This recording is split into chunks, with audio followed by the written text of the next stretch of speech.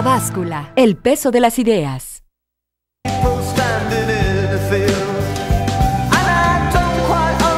¿qué tal? Muy buenas tardes a quienes nos escuchan por 1070 de AM.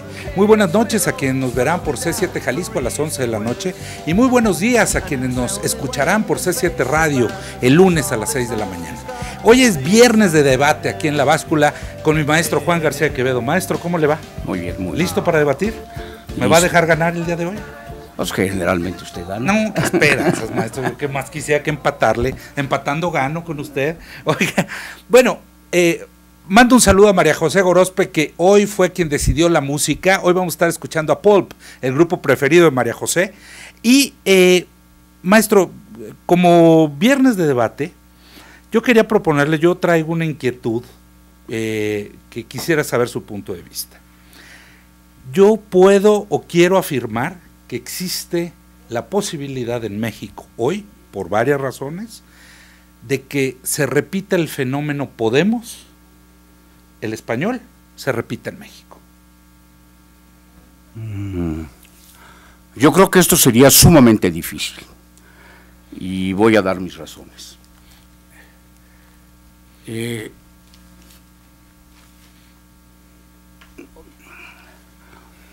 Hoy me levanté con mucha tristeza al ver en el periódico Mural los índices de corrupción. De percepción de corrupción. De percepción de corrupción que existen en México. Sí. La percepción puede ser hacia abajo o puede ser hacia arriba, Sí, sí.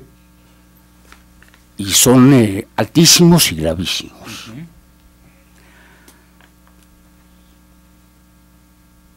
Altísimos y gravísimos, que demuestra que ese fruto podrido del subdesarrollo, que es la corrupción, un fruto podrido del subdesarrollo, que es la corrupción, nos muestra en primer lugar, en primerísimo lugar, una sociedad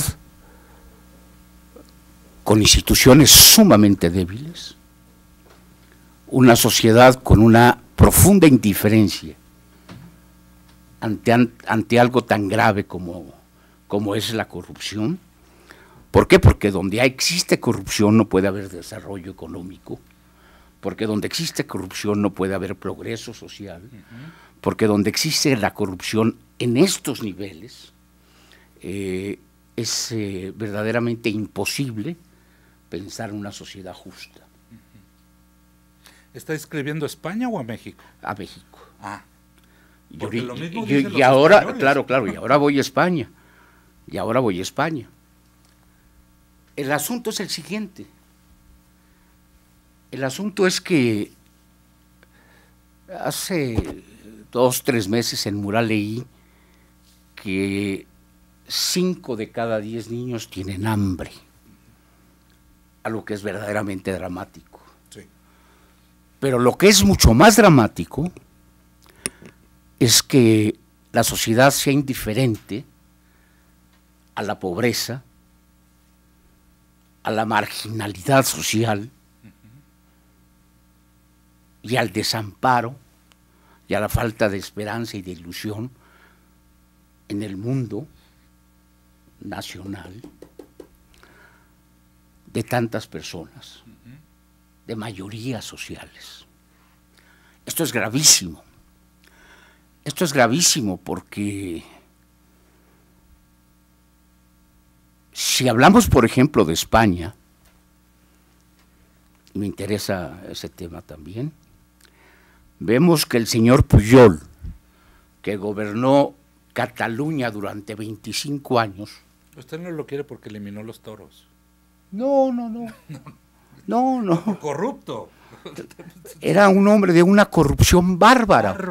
Bárbara, escondida. El hombre de la catalanidad. Sí, mustios. El hombre que habían gritado que Cataluña era lo fundamental de España, y el hombre que habló de la soberanía catalana, y el hombre que abrió los marcos más grandes que pueden existir para que se pudieran autogobernar los catalanes, porque la catalanidad representaba para Pujol negocio, por lo visto era negocio. El hecho diferencial de los españoles y los catalanes. Estuvo 25 años. 25. De ahí, el que yo no esté de acuerdo con la reforma del señor Madero, que con gran irresponsabilidad Peña Nieto pasó para sacar la petrolera, ¿verdad? La reelección, ¿verdad? Sí, la reelección es de una imprudencia bárbara porque puede provocar estallidos sociales, entre otras cosas. Y para eso hay que hacer una revisión histórica y ver lo que implicó el porfiriato, y ver que en el porfiriato las élites eran inamovibles, y que justamente porque las élites eran inamovibles, el señor Carranza, que no era ningún muerto de hambre, sino que era gobernador, inició el proceso junto con Madero, etcétera. Pero en fin, dejemos ese tema y vayamos a lo fundamental. Los indignados son indignados por dos razones fundamentales, como Syriza en Grecia. Por la corrupción de los partidos. Son dos partidos modélicos, con una gran fuerza, con una gran presencia, que dominan el escenario político y social español. Pero dentro de esos dos partidos, pues vemos un mundo de corrupción altísima. Indignados por la corrupción. Indignados por la corrupción de esos dos partidos y del Estado español. Número uno. Pero número dos, porque al estar en Europa y pertenecer al euro, sufrieron lo que nunca se habían imaginado: desempleo, abaratamiento del trabajo,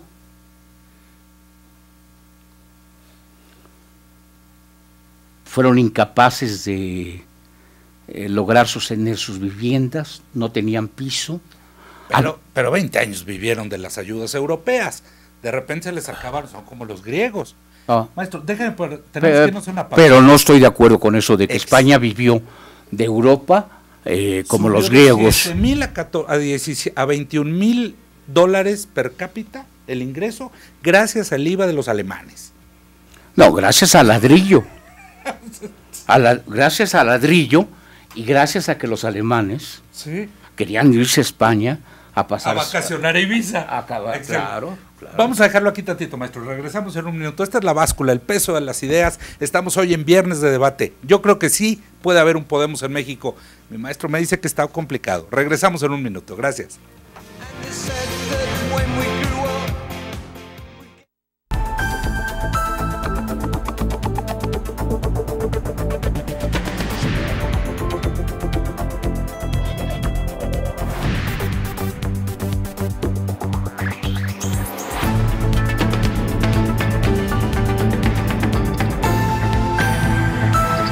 La Báscula, el peso de las ideas.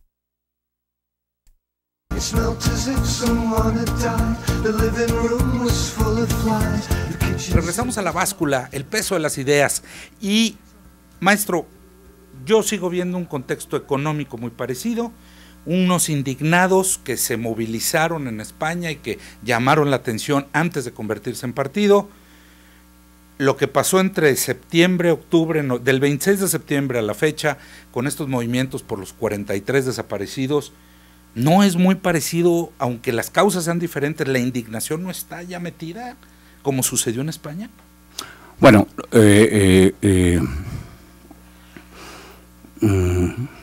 tenemos que matizar esto. Los indignados españoles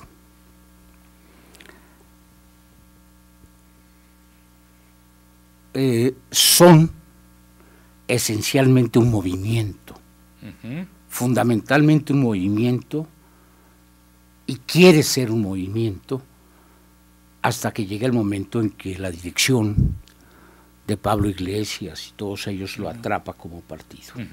Pero primero es un gran movimiento que llena plazas y que le dice al gobierno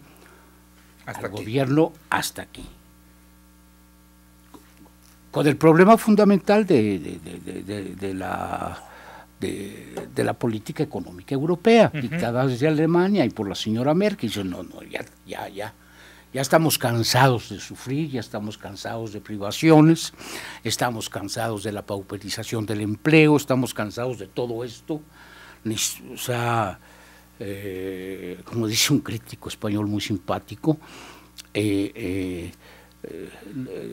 nosotros vivimos muy bien, nuestra generación vivió muy bien, la de nuestros hijos va a vivir exactamente como vivieron la de nuestros abuelos. Sí, claro. Es que a ellos les tocaron todas las ayudas europeas.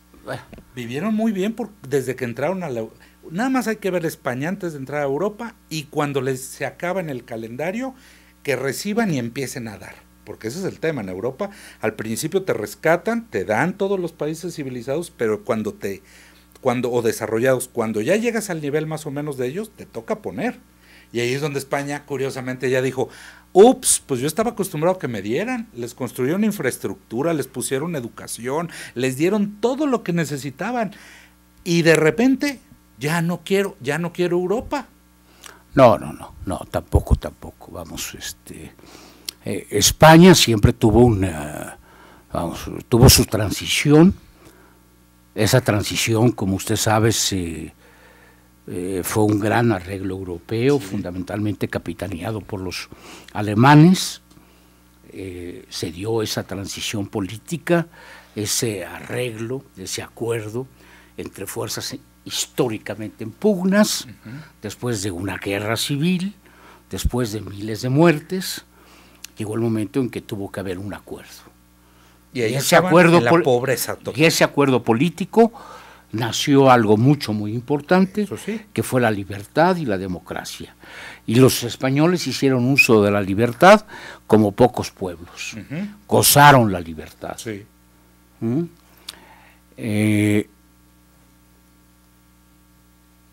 Claro que fueron inversiones europeas a España. ¿Por qué? Porque acuérdese usted que incluso con Franco estaba ya la cabeza de Fraga, que era un hombre muy brillante, sí, al margen de sus convicciones políticas. Era un hombre sumamente brillante y se dio cuenta de que tenía que vincularse por un lado al Estados Unidos y por otro lado tomar el resorte valiosísimo del turismo europeo, donde llegaban los europeos ante una peseta que no valía nada, llegaban con sus coronas, llegaban con las diferentes monedas y pasaban temporadas jauja. En jauja. Sí. Y luego viene el problema de la construcción y los españoles empiezan a comprar también y a especular con el ladrillo, y los europeos pues por supuesto que también, ¿no? Porque bueno, pues tener un piso en Madrid te salía una locura, regalado, ¿verdad? Bueno, pero volvamos al tema, los indignados. Los indignados es un modelo muy interesante de estudio como movimiento social. Luego hay algo que es muy importante, los indignados, es decir, una especie de recuperación de la soberanía, ¿no? Es decir, le dimos a los partidos, al votarlos, la capacidad de decidir políticas públicas que en realidad no deciden ellos, está decidiendo Alemania.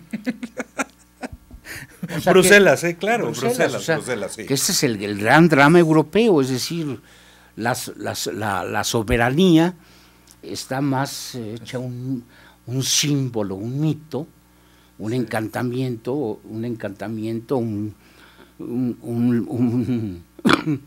lenguaje tramposo y doblemente tramposo que una realidad. Por eso no pudieron aprobar la Constitución. Pero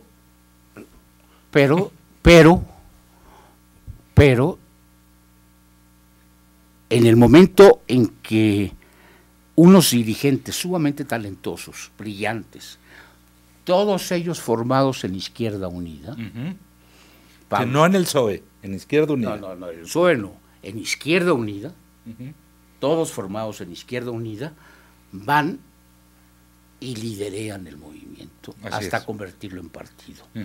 Y luego se crea el hecho inédito en la historia de las conformaciones y organizaciones políticas, que es que Podemos, en 2 o 3 meses, llega a convertirse en la fuerza que se votaría más, incluso más que el PP, y rebasa a un partido histórico con una gran historia, que es el PSOE.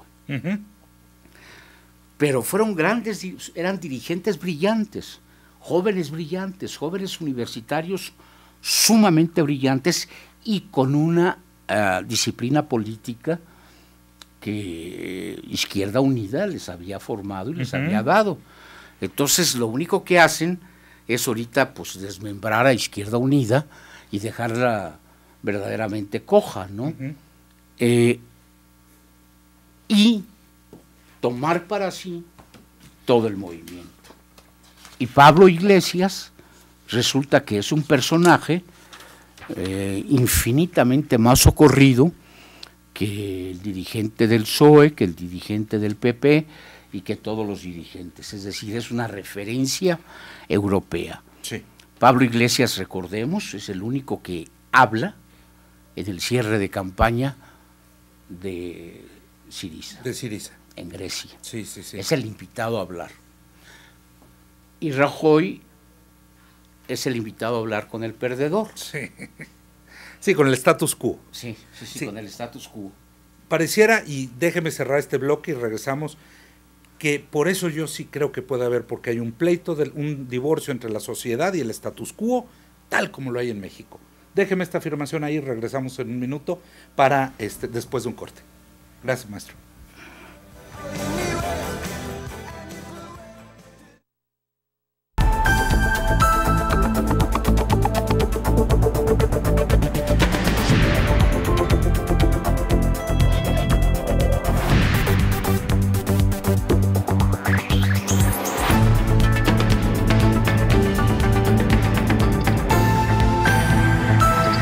La báscula, el peso de las ideas.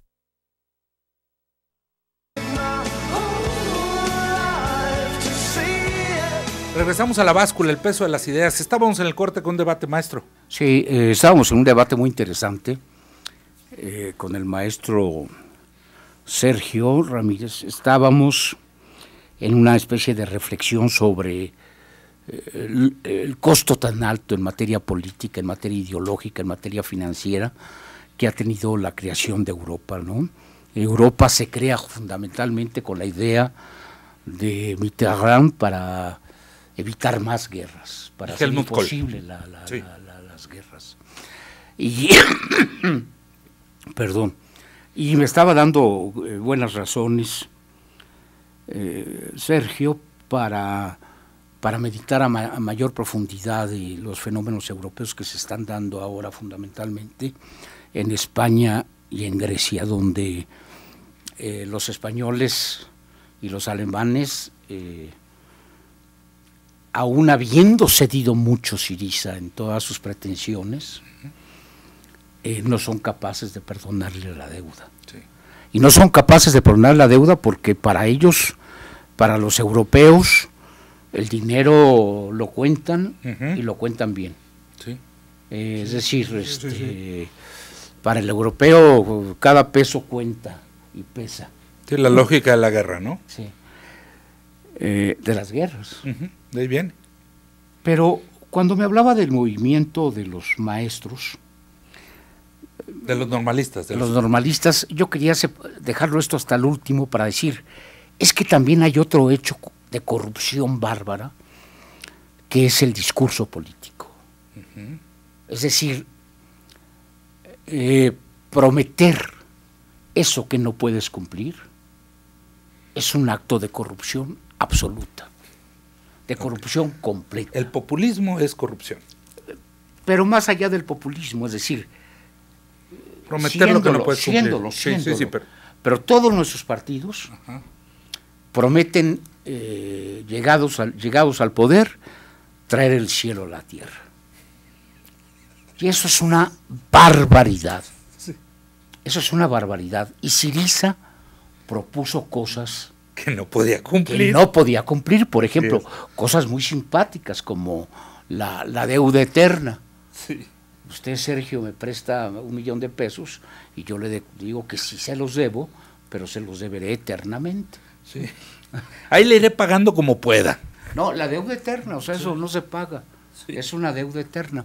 Bueno, pero ¿qué pasa con el movimiento qué pasa con el movimiento en México? Bueno, es que fue una masacre. Uh-huh. Es que esa sí fue una masacre. Es que la sociedad tenía que indignarse, quiera o no quiera, ante los 43 muertos. Claro. Es que no puede entenderse ni puede concebirse que se maten 43 normalistas con absoluta impunidad. En esos términos en que se mataron. Sí. Y aparte con toda el drama del basurero, de ser quemados en un basurero y después de ser aventados, es decir, las autoridades y las instituciones demostraron una flaqueza bárbara. Claro. Ahora, el movimiento de los 43 normalistas desaparecidos, si bien puede ser muy parecido a los indignados, le falta una cosa. No es. Le falta una cosa. Porque no hubo un muerto indignado. Esa es una. Pero la otra, no hubo los liderazgos que permitieran capitalizar. No, porque los maestros no lo permitieron. Porque los que están capitaneando el movimiento son los padres de familia. Ahora, vamos hablando en serio. Sí. ¿Cuáles serían los grandes dirigentes que tendríamos aquí en México? Eso es cierto. ¿Cuál sería, es decir, los estadistas? Los estadistas para manejar un movimiento como el del magisterio. Claro. Es decir, yo quiero que usted me dé un nombre. Actualmente 2 nombres de personas que son capaces de tener un concepto de nación, de luchar por un concepto de nación, de tener las características del estadista, de ser un hombre con liderazgo, de ser un hombre con un discurso coherente, lógico. Es decir, estamos viviendo no la corrupción de los partidos, no solamente eso, sino el que los partidos ya no están generando los cuadros brillantes que deberían de generar con la cantidad de dinero que nos cuestan a los ciudadanos. Ese es un gran punto. Ese es un gran punto. Es decir, es como, los partidos son como universidades políticas. Deberían serlo. Ese es un objetivo de los partidos, formar cuadros. Y han dejado de hacerlo. Universidades políticas donde los más agraciados sacan 4. O sea, todos reprobados. Claro. Es decir, usted los oye en la televisión y siente pena ajena. Sí.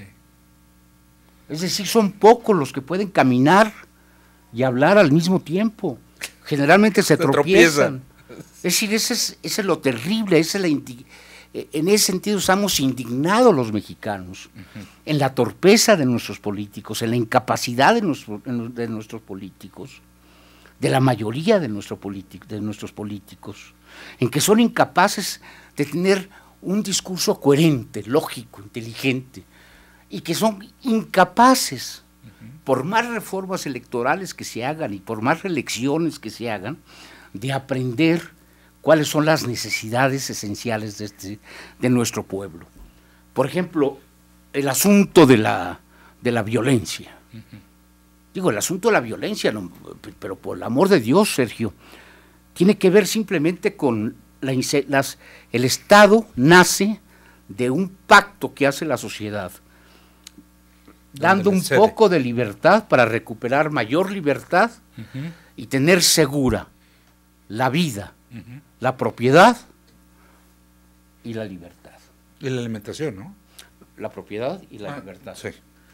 Y teniendo eso seguro, dicen, vamos a hacer este pacto social y nace el Estado. Es decir, nuestro Estado, yo no quisiera llamarlo fallido ni llegar a... Es un camino común muy... Ya se convirtió en un camino común, pero ahí donde entra el dinero negro del narcotráfico, donde entran financiamientos extraordinarios, donde entra todo lo que no debe entrar para ganar unas elecciones, pues hombre, carajo, podemos poner en sospecha y por lo menos decir que, vamos, lo que dicen los grandes escritores nacionales, crear un Estado de Derecho. ¿Es que el Estado es de derecho o no es Estado? No es Estado, exactamente. Y sea de derecho divino o de derecho de los hombres, pero es un Estado de Derecho. Sí, pero por ejemplo Héctor Aguilar Camín, que es un hombre inteligente, que es un hombre brillante, dice, la gran misión está en crear un Estado de Derecho. Y luego lo repiten los políticos.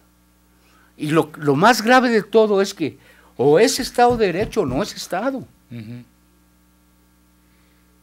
Entonces vuelvo a lo mismo, o sea, los partidos están tan bajos en popularidad, uh-huh, porque nos cuestan millones y millones y parece que metemos a un grupo de retrasados mentales a Harvard y luego Harvard nos los regresa a que nos gobiernen. Pero por el amor de Dios, sí, caray. Sí. Es decir, sí hay una indignación. Yo nomás le voy a decir una cosa. No voy a mencionar al autor de esta frase, pero me tocó vivirla en el Congreso cuando dijo, estamos cometiendo el error más grande que hemos cometido en nuestra vida al televisar los debates en el Congreso. La gente nos va a conocer, la gente se va a dar cuenta qué decimos, cómo lo decimos, qué debatimos, cuáles son nuestros argumentos. Sí. Antes siquiera el Congreso tenía, bueno, algo de sacralidad, ¿no? Sí. Sí. Ahora primero dejaban las pistolas, acuérdense. Sí. Antes de entrar dejaban las pistolas porque llegaban los diputados armados en la hegemonía prepriista. Pero, caray, ahora la gente cuando ve el canal del Congreso y los escucha, dice, pero ¿por qué tantos millones y millones y millones y millones de pesos?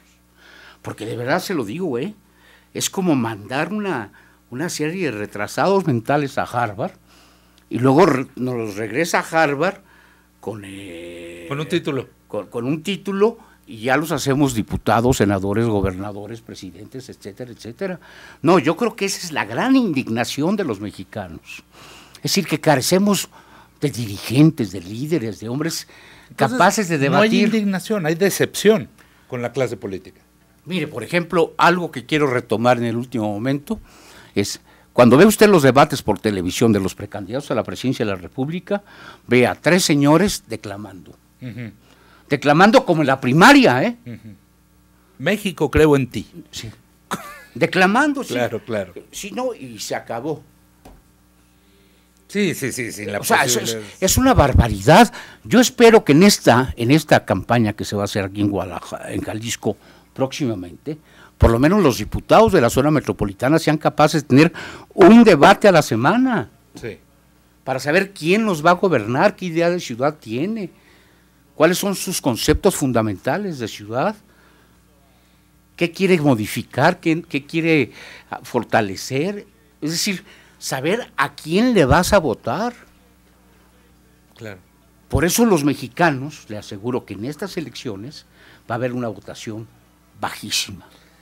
Tenemos que irnos a una pausa, maestro, pero ¿qué le parece si regresamos con el asunto de los liderazgos? Sí le tengo nombres.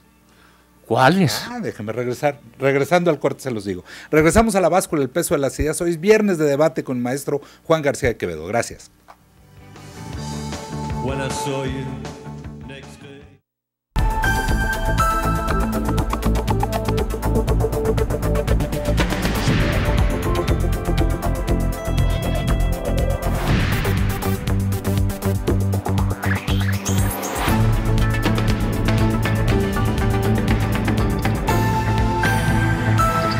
La Báscula, el peso de las ideas.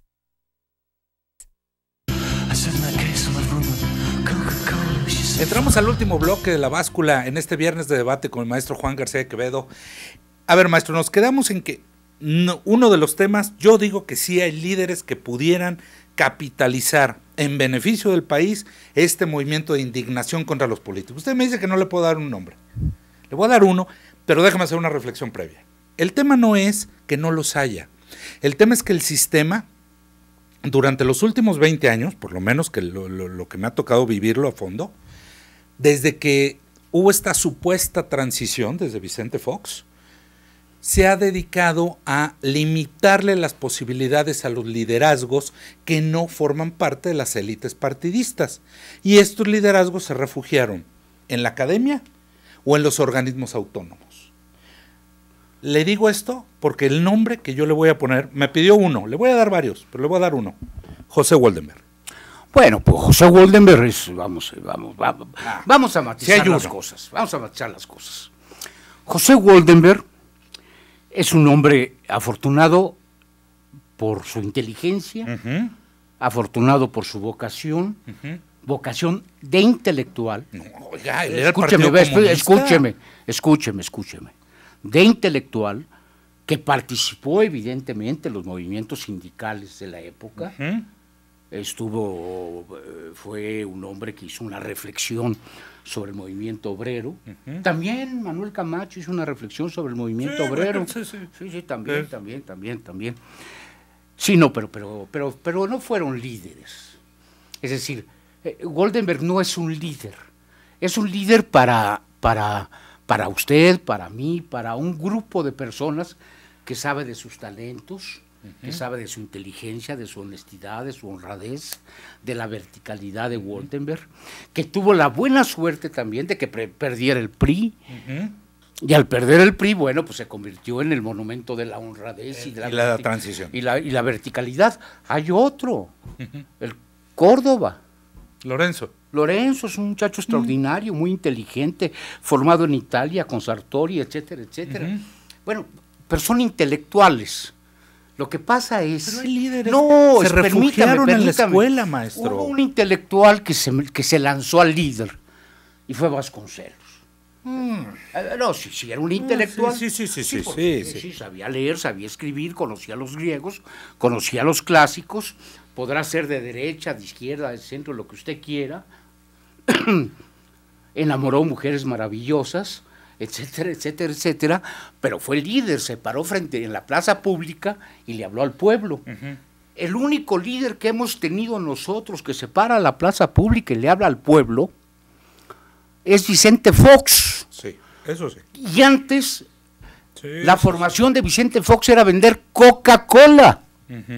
Y él mismo lo confiesa. Sí, su formación y él mismo lo confiesa. O sea, yo empecé vendiendo Coca-Cola en los pueblos. Vendía Coca-Cola.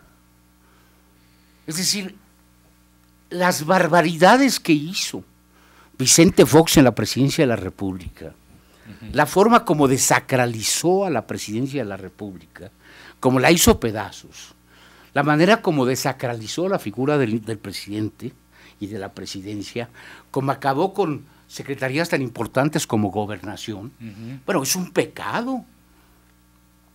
Es un pecado porque no tuvo en el Congreso otra, cuando fue al Congreso no tuvo otra acción que ponerse orejas de burro cuando estaba Salinas. Es decir, de esa clase... se puso las boletas del fraude. Sí, pero pues se las puso como orejas de burro. Bueno, pero fuera de eso nada, es decir... A ver, pero Woldenberg. No, Woldenberg es un intelectual, es un hombre de la academia, es un hombre que escribe libros. También Václav Havel, y capitalizó en la República Checa la Gran Revolución. Sí, pero se paró en la plaza pública.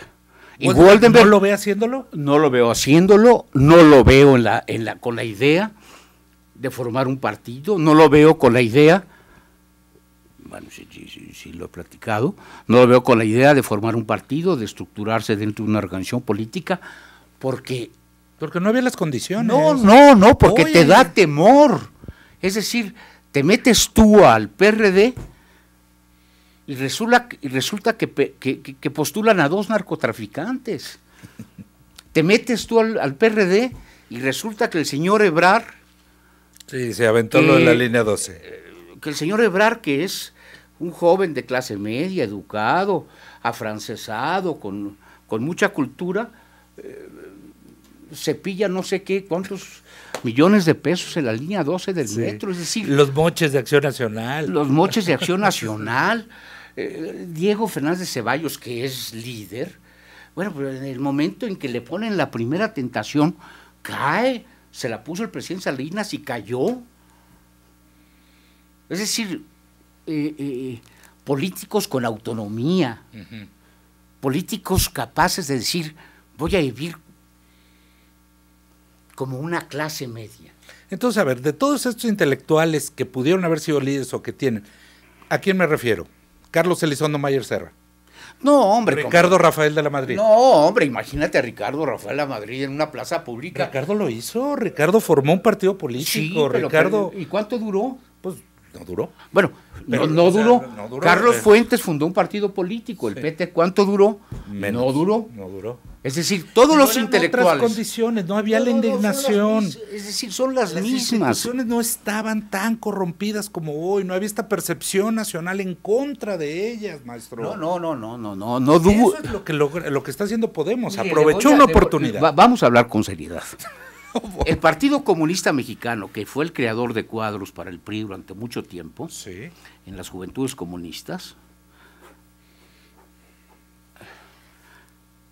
en los momentos de fortaleza llega la primera, una decisión extraordinaria, la de José Revueltas. José Revueltas, sí.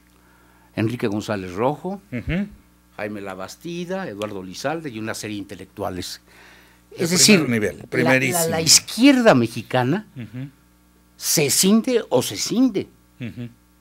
Sí, tiene esa vocación. Tiene una vocación. Eso decía Rincón. No de oposición, Eso decía Rincón. Vocación, o sea, de decisión. No de oposición, que esto es lo que es interesante. Sí. Si tuviera una vocación de oposición, hombre, qué respetables, ¿no? Sí. No, tienen vocación de decisión. De resquebrajamiento. De decisión, es decir, si yo... Nacemos para romper. No, yo creo un partido político y si entra alguien yo me voy. Sí. Así de sencillo. Sí. Formo un partido político y si alguien entra, me voy. Porque ese era mío. Porque ese es mi partido. Claro. No, es decir, lo grave de todo esto es que en México no hemos tenido una izquierda. Que el PRD se atreva a decirse de izquierda. ¿Qué es lo que hizo Izquierda Unida con Podemos? Los formó, los dejó listos, ahí hubo la oportunidad y la capitalizaron. Y aquí, por eso no. Pero fíjese, la forma en que lo plantea usted es muy tramposa. Porque dice, Izquierda Unida los formó, los preparó y los mandó a Podemos, y los mandó con los indignados. Los dejó ahí. Los dejó ahí con los indignados. No. Estos fueron lo suficientemente talentosos para darse cuenta de que había que dejar Izquierda Unida e irse a manejar un movimiento de las proporciones sociales de Podemos. Sí. Izquierda Unida sigue existiendo, pero ellos fueron los que salieron, pero no salieron... 5.2% Izquierda Unida, 23% Podemos. Exactamente. O sea, existe... Pero ellos se fueron porque se dieron cuenta y olfatearon que si llegaban ante los indignados con Izquierda Unida... No los iba a pelar. Los aplastaban. Los iban a sí, porque eran un partido más. Porque era un partido más. Claro. Y porque lo que está en crisis son las organizaciones y las oligarquías políticas en este momento. El status quo en el mundo. Y en México también. ¿Cómo que en México también? En México, sobre todo. Profundamente. Y en el mundo. Claro. Sí, claro. No, es al revés. Sí. Entonces, no. No ve liderazgos, no ve contexto. No. O sea, están todos los elementos del pastel, el problema es que no está la receta para poderlo hacer. No. Si de repente saliera un líder que capitalizara, ahí está la indignación, pero no lo hay, no se ve. No se ve realmente. O sea, los nombres que le doy no les satisfacen. Vamos a manejar ciertos temas. Por ejemplo, Hernández Juárez corrió a Salustio en el movimiento telefonista, hablando de la democracia y de la necesidad de la movilidad de los movilidad. Sigue en el poder. Sí, pues es el dueño. Sigue en el poder Hernández Juárez. En el PRD o donde sea, pero siguen, el problema es ese. Las élites llegan, nos siguen gobernando las élites de hace 30 años. El señor Ebrard, por ejemplo, quiere entrar a cualquier partido, para tener fuero. Es decir, para tener fuero porque se habla de que fue el que pasó toda la noticia de las casas del presidente. Entonces, quiere fuero. Maestro, nos tenemos que ir. Fíjese nomás qué penoso. Sí, qué penoso. No, yo estoy de acuerdo. Usted ha visto también, por último, ha visto gentes que entran al Congreso en la cajuela de un coche. Perredistas. Perredistas. Maestro, nos tenemos que retirar. Yo le agradezco muchísimo. Lo veo el viernes que entra. Nos vemos el viernes que entra. Gracias. Este fue Viernes de Debate en La Báscula, el peso de las ideas. Gracias.